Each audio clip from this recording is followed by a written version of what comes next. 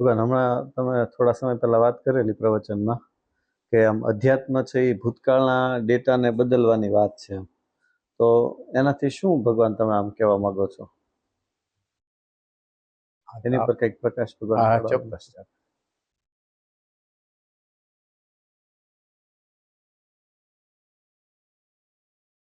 એટલે આજ આપણે જે છીએ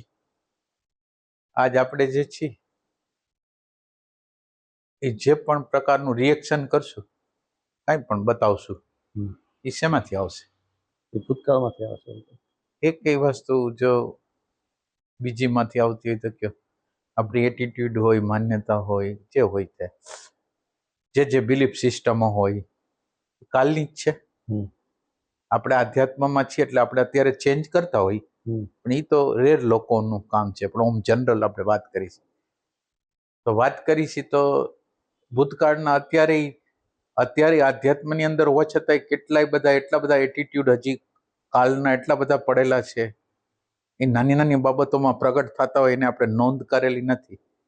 એટલે કાલે આપેલી ખોટી જે વેલ્યુએશન છે ને, કાલે હું નાનો બાળક હતો ત્યારથી મને મળેલી જે બધી ડેટાઓ છે એને યસ નો કરેલી છે. એટલે એ બધી હવે એને કોઈ દી મેં ચેલેન્જ નથી કરી કે સાચી છે ખોટી છે.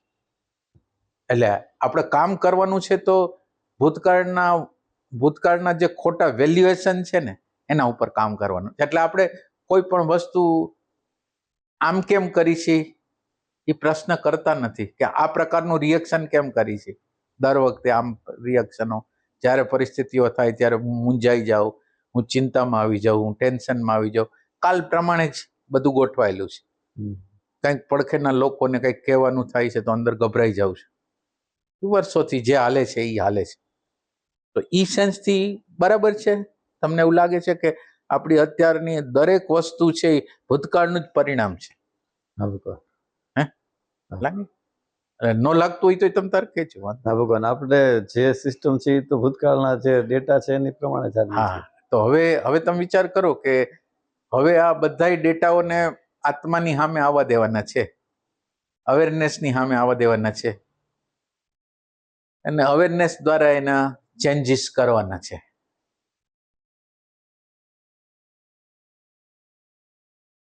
એટલે આપણે અત્યારે અનચેલેન્જ એટીટ્યુડ છે, જેને કોઈ દી ચેલેન્જ નથી કરેલી એવી બધી એટીટ્યુડો છે. એ એટીટ્યુડ એ પરસેપ્શન એને આપણે ચેન્જ કરવાનું છે. એટલે ચેન્જ કરવા માટે ખાલી આપણી આગળ પ્રેમ, શાંતિ, આનંદ, સમજનું તત્વ છે. એટલે એમાં શું થાય, બહારની બાજુથી જે ઇમ્પ્રેશનો આવે છે અને અંદરનું જે કોન્શિયસનેસ છે, અવેરનેસ છે, એને કામ કરતું બંધ કરી દીધું છે. હવે જો આ ચિત્ત પ્રદેશની અંદર વિચારો એટલા બધા ફેલાયેલા છે કે ચિત્ત તંત્ર ઉપર કોન્શિયસનેસ, અવેરનેસ કંઈ કરી શકતું નથી. એટલે હવે આ ચિત્ત પ્રદેશની અંદર સ્પેસ બનાવી, વિચારો ને મારી વચ્ચે છે સ્પેસ બનાવવાની પ્રક્રિયા છે.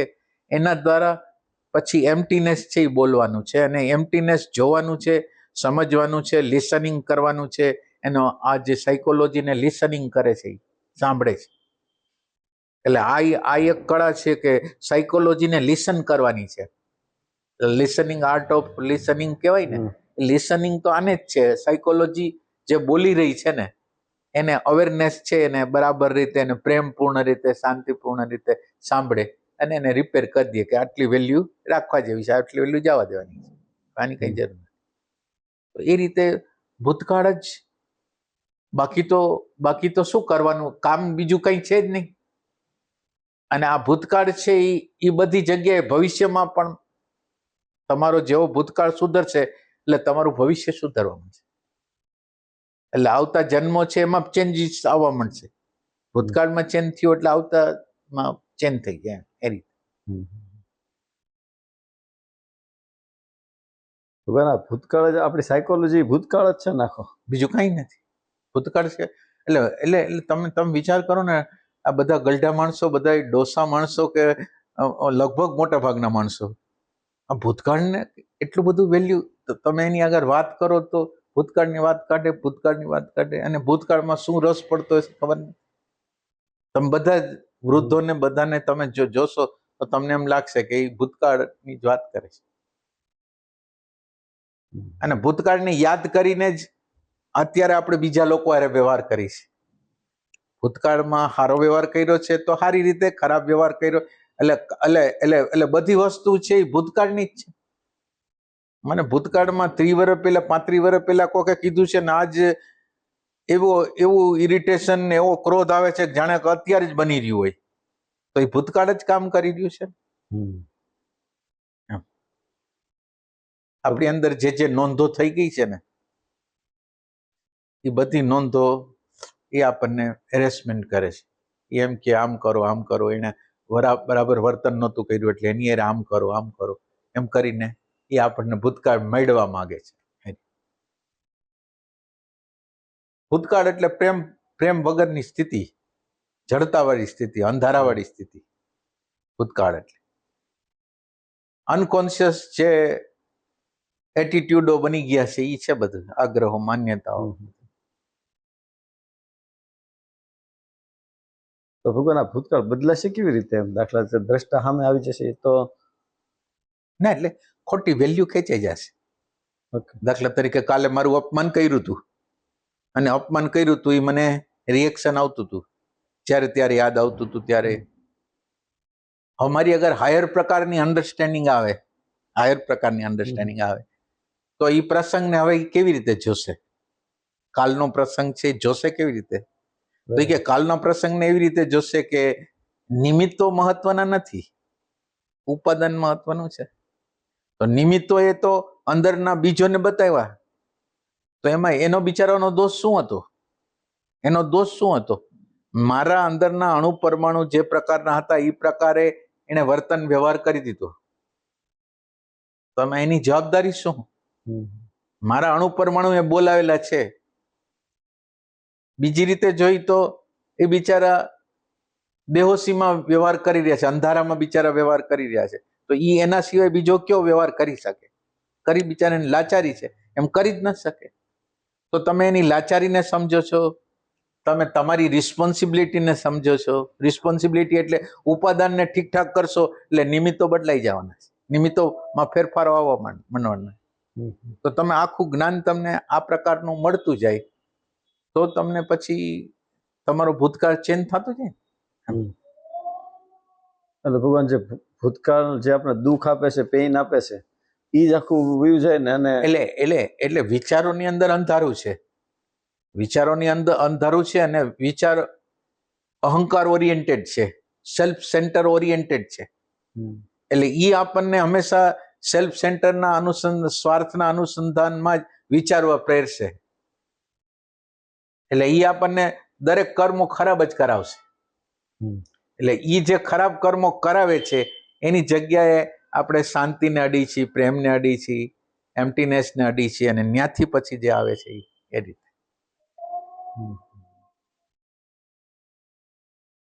એટલે એક ડેટા બોલે છે, ભૂતકાળ બોલે છે, અને એક છે એ આપણે જેને પ્રેમ કહી, વિઝડમ કહી, અન્ડરસ્ટેન્ડિંગ કહી, હાયર પ્રકારની પ્રજ્ઞા કહી, એ બોલે છે. હવે તમારે કોને બોલવા દેવું છે? ભૂતકાળને બોલવા દેવો છે કે આને બોલવા દેવું છે?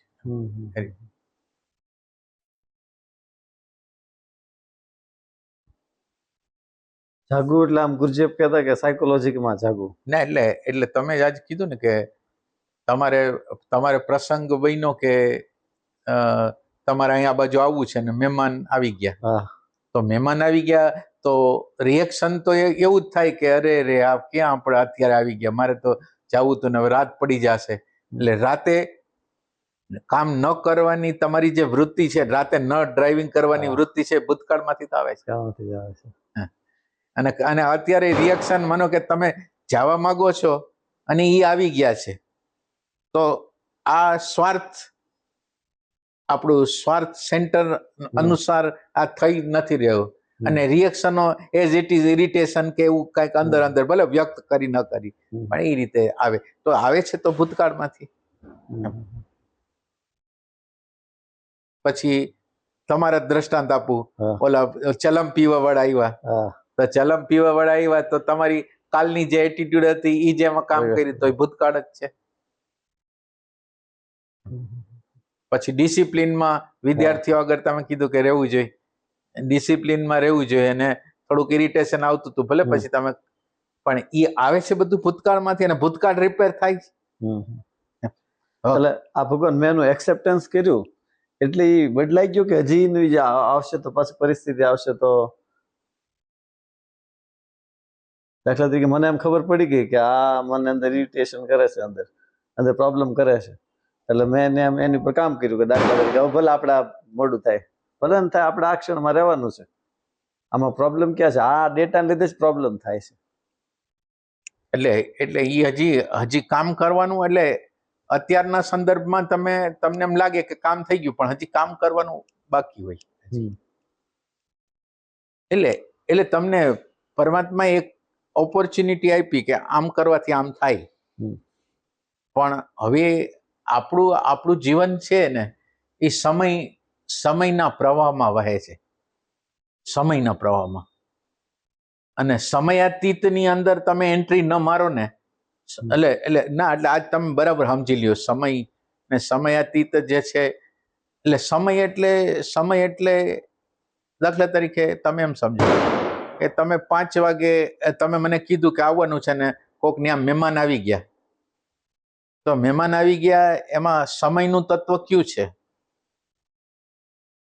આજે મોડું થાય હોય ને એ આખી ચાલુ થઈ સાયકલ ભગવાન. ના એટલે સમયને આપણે સમજવું છે, સમય શું છે આમાં. શું છે તમારું દ્રષ્ટાંત હશે આપણે એમાં સમય શું છે? તમે શું છે એટલે કેવી એટલે ન્યા સમય એમાં કોને કેવો? માનો કે તમારે 5 વાગે નીકળી જવું છે જેથી અંધારું ન થાય, એટલે અંધારું ન થાય એટલે નીકળી જવું છે, તો આમાં સમય કયો થયો? એટલે આમાં ભગવાન અંદર જે આખી સાયકોલોજી ચાલુ થઈ કે મારે ત્યાં વહેલા પહોંચી જવું છે, આ બધું સમયનું જ નિર્માણ કરશે ને. તો સમયાતીત શું છે? સમયાતીત તો એ ક્ષણમાં જ જો હાજર રહી જાવ. એટલે સમયાતીત વસ્તુ એટલે આપણને હંમેશા મન છે ને સમયાતીતમાં ન રહેવા. સમયાતીત એટલે આમ બહુ મોટી વાત નથી. સમયાતીત એટલે જે છે એનો જે છે, એટલે પ્રશ્ન જે છે ને એની સામું જોવું ને એ સમયાતીત છે. પ્રશ્નની સામું જોવું એ સમયાતીત છે.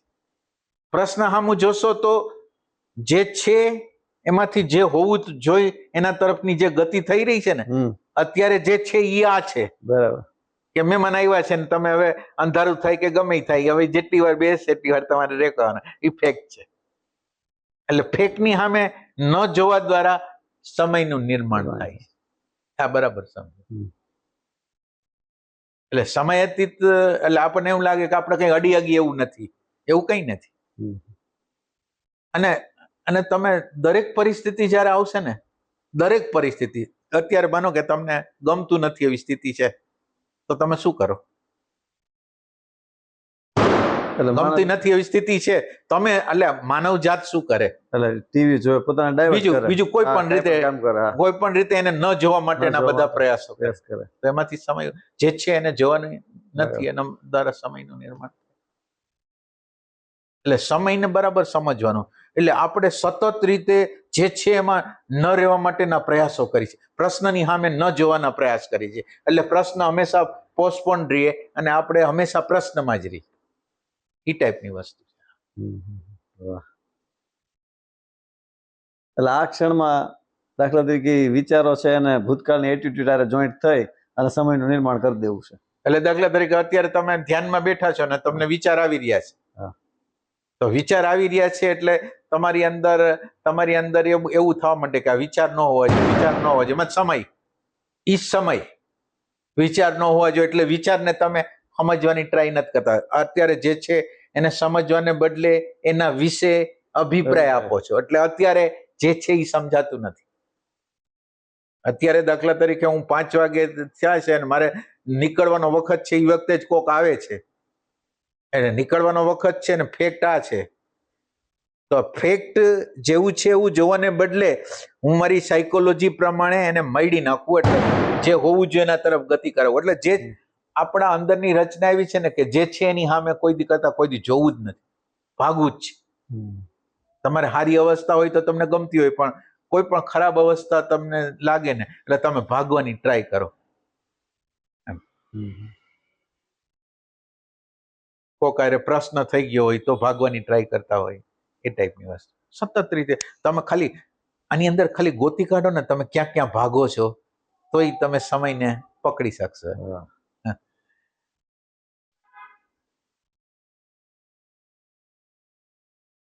અત્યારે જે છે એ આ છે, ફેક્ટ આ છે, અને આ ફેક્ટ તરફ ન જવું અને જે હોવું જોઈએ એના તરફ જેવી તમારી ગતિ થઈ એ ભેગી જ આ વિકૃત સ્વરૂપ ધારણ કરી લે.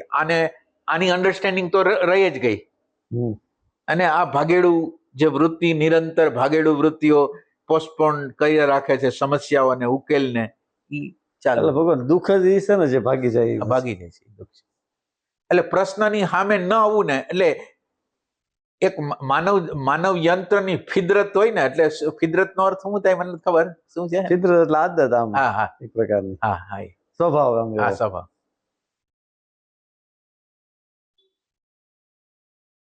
એટલે કુદરતે આ વસ્તુ રાખીને લાખો વર્ષ રાખ્યા છે મુક્તિ માટેના. હા રાખી. હા ન રાખ્યું હોય તો આપણે જલ્દી મુક્ત થઈ જાય.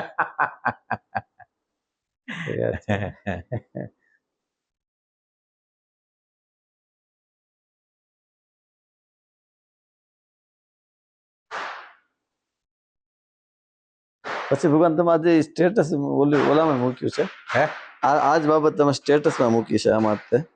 કાલે મૂકી હતી છે, કાલે કાલે સાંજે મૂકી હતી લગભગ.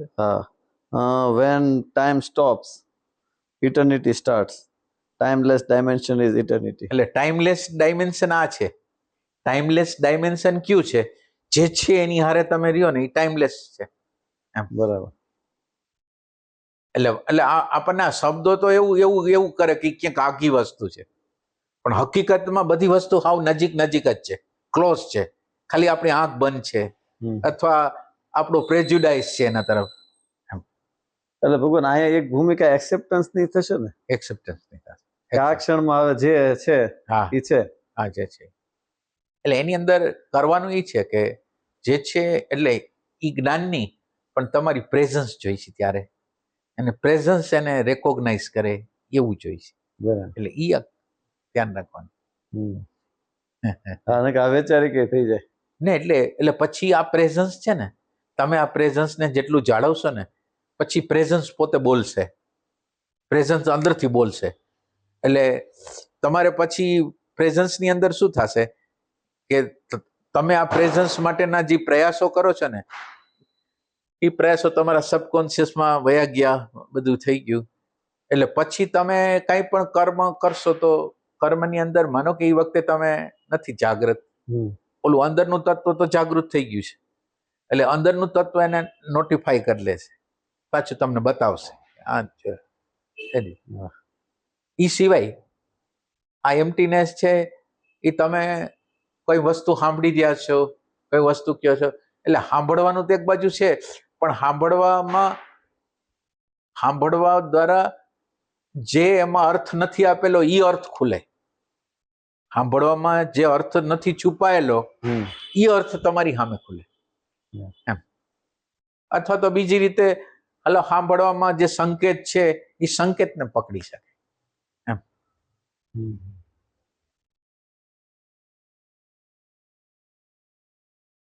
એટલે ભગવાન આ સ્થિતિમાં આવી ઘટના ઘટશે ને, દાખલા તરીકે આ ઘટનાનો આપણે પ્રેઝન્સમાં રહીને સ્વીકાર થયો, પણ હજી જે અંદરનો ભૂતકાળ છે એ તો હજી ચાલુ કરી, એની જે પેટર્ન હશે એ પેટર્નમાં તો રન કરવાનો પ્રયાસ કરશે જ ને. ના એટલે તમારે એક જગ્યાએ જવાનું છે કે એ જગ્યાએ તમને કામ કરતા આવડી જાય ને, તો પછી હવે એટલે હવે તમારી સાધના કામ કરવાનું આવડે એના માટે છે. કામ કરવાનું આવડે એના માટે. અને કામ કરવાનું આવડે કેવી રીતે? આ આપણે ફેક જે છે અને ફેકની સામે માનો કે અહીંયા આપણું રેઝિસ્ટન્સ થયું, તો હવે મારે બરાબર જોવાનું છે કે આ ફેક્ટ પ્રબળ છે કે ઓલું પ્રબળ છે. હજી ભલે દેખાય છે પણ મારે નક્કી કરવાનું છે કે આમાં પ્રબળતા કોની છે.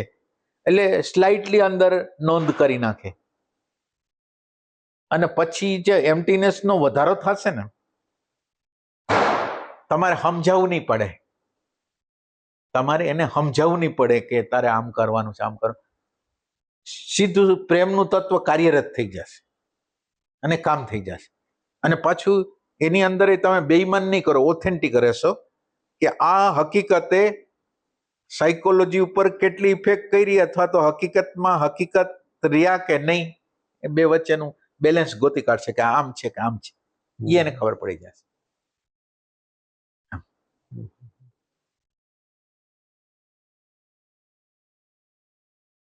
બહુ ઓથેન્ટિક વસ્તુ હોય ત્યાં એ જગ્યાએ. એમ કે આપણે ધારી એટલું હેલું નથી હોતું, ધારી એટલું હેલું નથી હોતું, પણ ઈ જ્યારે આમ જોવાની ક્ષમતા બરાબર હોય તો તમારું બેલેન્સ હોય આ બાજુ અને તમારી અંદર એક પ્રેમનું તત્વ એક ખીલી ગયું હોય અને એ પ્રેમનું તત્વ જ સમજી જાય વસ્તુ આમ છે એટલે પતી ગઈ વાત.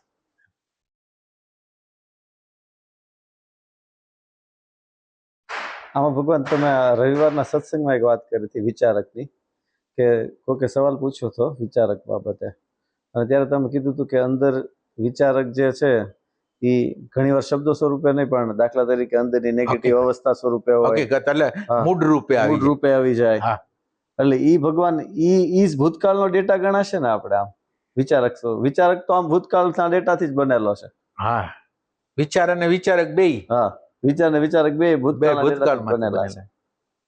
આ વધારે જડ ડેટા થઈ ગયો છે વિચારકમાં. ના, એવું નથી. વિચારક તો ફ્લેક્સિબલ છે. એટલે તમને શું વિચાર આવે છે એના ઉપરથી વિચારક બનશે એવું નથી. અત્યારે માનો કે તમને ઉદારતાનો વિચાર આવ્યો તો એની સામે વિચારક છે એ લોભનો વિચાર રજૂ કરશે, અને માનો કે તમને લોભનો વિચાર આવ્યો તો એના ઓપોઝિટ ડેટા રજૂ કરશે.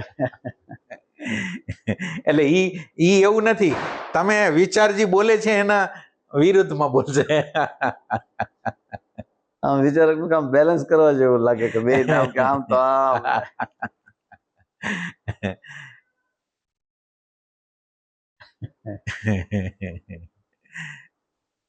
એટલે વિચારક છે એ આમ કઈ સ્થિર વસ્તુ નથી, એ પરિવર્તન પામતી. અત્યારે જ હમણાં થોડી વાર પહેલા કહેતો હતો કે આમ ન કરાય ને હવે કે ના આમ જ કરાય. છે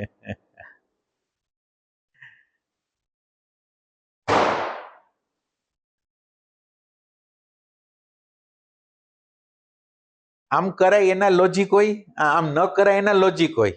એટલે હેપન શબ્દ જે છે એ આ રીતે છે. ડેટા ક્યાંથી નક્કી કરશે ને, અંદરના ડેટામાંથી જ નક્કી થવાનું છે. એટલે એ આપોઆપ છે, એ આપણા હાથમાં કંટ્રોલમાં નથી.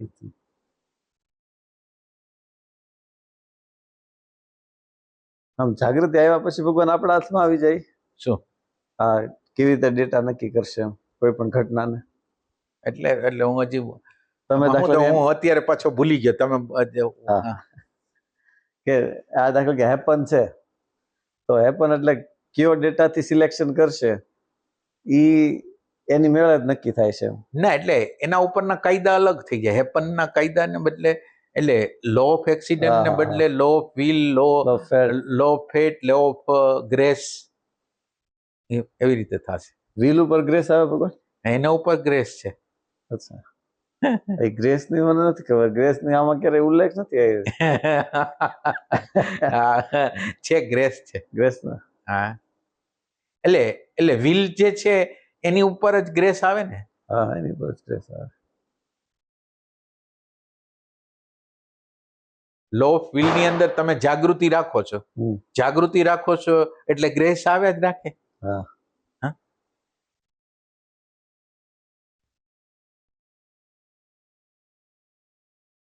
માનો કે તમે ઓલા સાધુ સંન્યાસી આવ્યા, ચલમ પીવા માંડ્યા અને તમે એને એક્સેપ્ટન્સ કર્યું તો ગ્રેસ આવી કે નહીં? ગ્રેસ આવી ગયો ભગવાન. જબરજસ્ત ગ્રેસ આવી ગયો. પછી મને તો હવે ક્યાંય જવાની જરૂર નથી. ના, એટલે ગ્રેસ તો એની હારે જ એની ઉપર કામ કરતી હોય ગ્રેસ. આમ એમાં ભગવાન તમે જે નાની નાની રવિવારની બાબતો કીધી ને, આમ ખરેખર એવું લાગે કે આ જાગૃતિ આ જ છે. નાની નાની નાની નાની બાબતો, ઝીણી બાબતોને પકડી લઈએ ને. એટલે હાવ નાની બાબત હોય. માનો કે પંખો કરવા તમે જાઓ છો, તો પંખો કરવા જાઓ છો તો પંખાની સૂચના બ્રેઇન સેલે કરેલી છે અને વૃત્તિ રૂપે આવી ગઈ છે.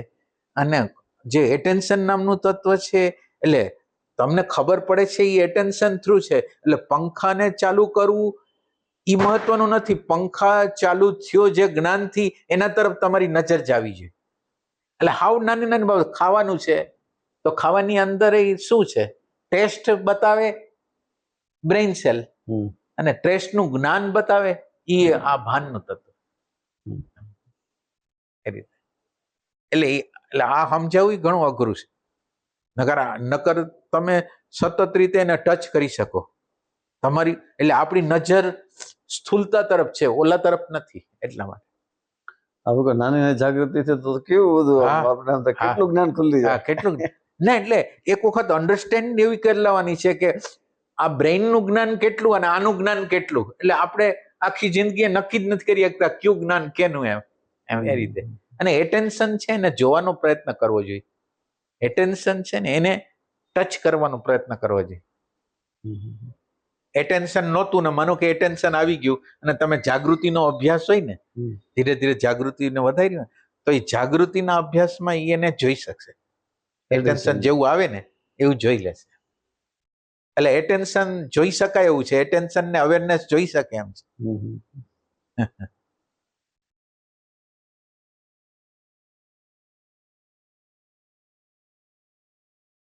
હવે એટેન્શન ને આપણે ટચ નથી કરી શકતા તો અવેરનેસ ને કેવી રીતે ટચ કરીએ ઈ જવાનું.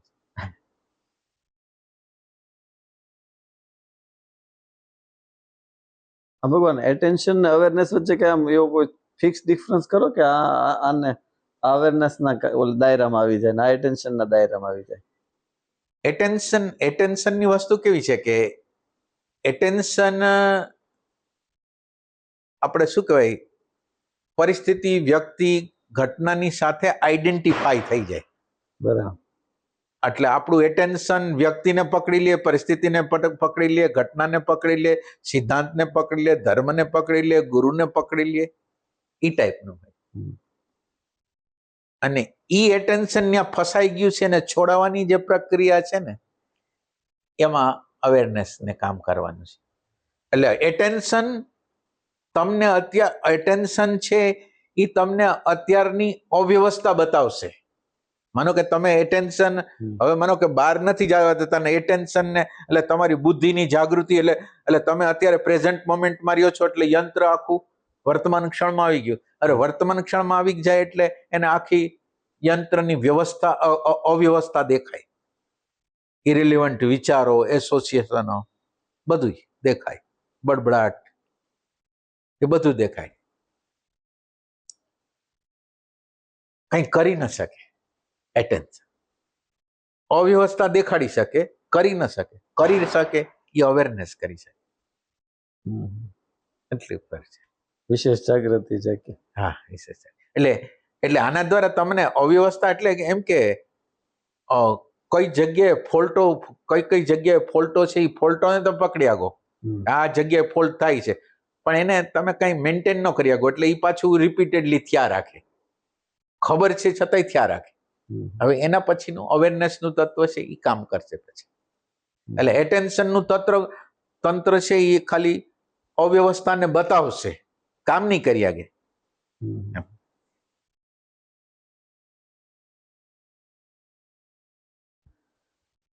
ના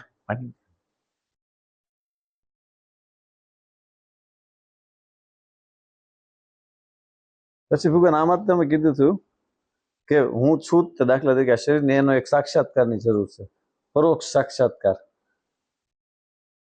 પરોક્ષ સાક્ષાત્કાર એટલે નિશ્ચય. નિશ્ચય, હા, નિશ્ચય ના નિશ્ચય, હા. ના એટલે નિશ્ચયમાં જ્યારે વાત કરી ત્યારે આવી રીતે વાત કરી હતી. નિશ્ચયમાં તમે જ્યારે પ્રેઝન્ટ મોમેન્ટમાં હો છો ત્યારે તમે હો છો કે બીજા કોઈ હોય છે?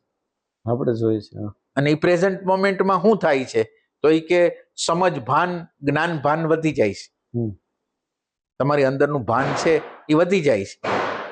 અચ્છા, વિચારો આપણને હલાવતા હતા એને બદલે વિચારો દ્રશ્ય થઈ જાય છે. હમ. આ જ્યારે આમાં પ્રવેશ કરો છો ત્યારે આ થાય છે. હવે તો તમારે નિશ્ચય કરવાનો છે. તમારા દ્વારા, તમારી હાજરી દ્વારા ભાન વધતું હોય તો તમે ભાન છો. આ નિશ્ચય. હમ. આ નિશ્ચય. હવે ભાન સિવાયની બધી વસ્તુ જડ છે. આ ભાન નામનું તત્વ નથી તો દુનિયામાં કોઈનું અસ્તિત્વ નથી. ભાન નામનું તત્વ ન હોય તો કોઈનું અસ્તિત્વ નથી. ભાન છે એટલે બીજાનું અસ્તિત્વ છે. અને એ રિલેટિવ અને આ ભ્રામક એ ટાઈપની વસ્તુ. એટલે ભગવાન હું છું તો એનો સાક્ષાત્કાર શરીર નથી અને હું ના, હું આ છું. પ્રેઝન્સ હું છું એનો અર્થ એમ છે ભાન હું છું. વિચારો અને બધી વસ્તુ મારા માટે દ્રશ્ય છે અત્યારે. એટલે તમે એક અલગ ડાયમેન્શનમાં પ્રવેશ કર્યો. વિચારો તમને હલાવતા હતા એને બદલે તમે વિચારને જોવો છો.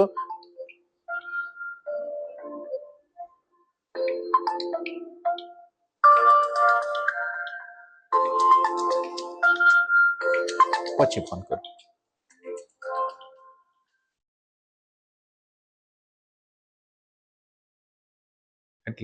એટલે એક એટેન્શનનો ફરક કર્યો અને પછી આ નિશ્ચય છે ને. હવે નિશ્ચયમાં પછી એમ પૂછવાનું છે તો એટેન્શન અને બોડી વચ્ચે શું ફેર? માઇન્ડ અને બોડી વચ્ચે શું ફેર? અને ઇન્ટેલેક્ચ્યુઅલ અને એને વચ્ચે શું ફેર? એ તમારે ગોતવાનું. એટલે આ તમે એમ સમજો કે આપણે દ્રષ્ટાંત આપણે વારે વારે આપી છે કે ઘઉં અને કાંકરા.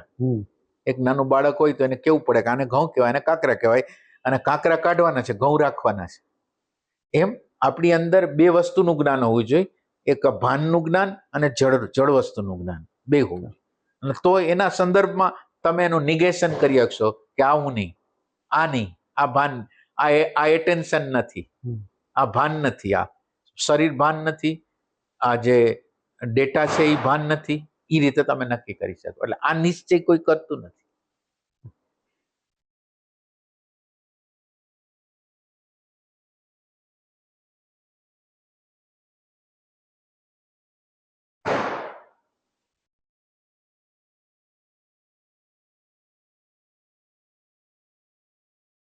બધા આત્મા પરમાત્માની વાતો કરે છે પણ આત્મા પરમાત્માની અવસ્થામાં કેવી રીતે આવવું એ વાત નથી. તમે જ ભગવાન છો, તમે જ આત્મા છો, પણ એ જગ્યાએ જવું કેવી રીતે? એ રીતે.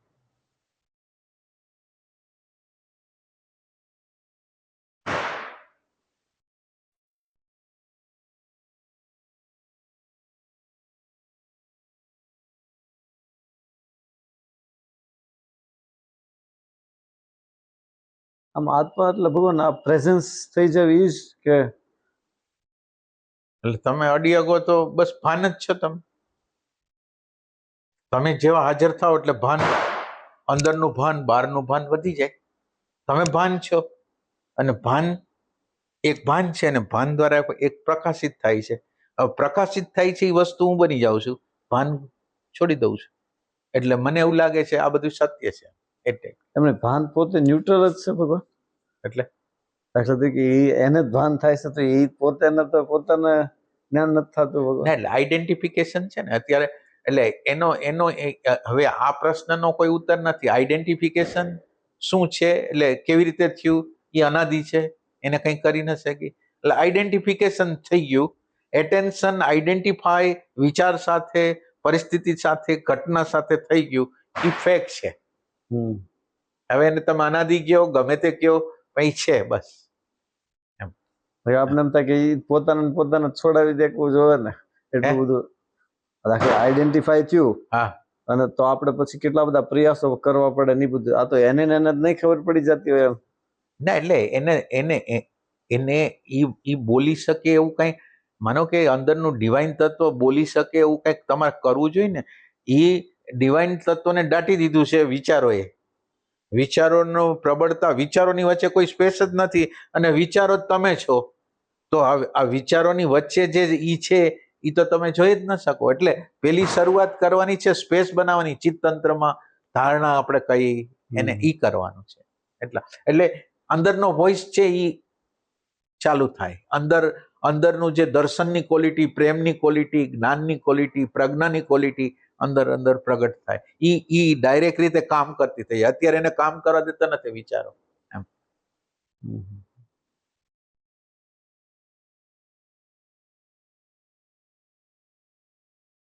એટલે એમ કે છે ને, આ રમત બધા આશ્ચર્યમાં હતા ને બધા આત્માઓ પોતાના આનંદમાં હતા, તો કે હાલો ને આપણે કઈ ખેલ કરી. અને એ ખેલના એટલે હવે આને આપણે બીજી રીતે કોઈ રીતે એની વાત કરી શકીએ એમ નથી. આ છે એ ફેક છે. એટલે હવે તમારે જે સ્ટોરીથી તમે સમજી જાઓ એ સ્ટોરીથી. અને દાખલો જ્યારે તમે ગણશો ત્યારે તમને એમ થશે એ ક્યારેય નહોતું. પણ અત્યારે દાખલો ગણવો છે એટલે તમને બધી વસ્તુ કહેવામાં આવશે કે આમ છે, આમ છે, આમ છે, એના કારણો બધું દેખાડ. પણ છેલ્લે તમને ખ્યાલ આવશે કે એમ હતું જ નહીં. એ મુક્ત જ હતો, એમાં કોઈ પ્રોબ્લેમ જ નહોતો એમ.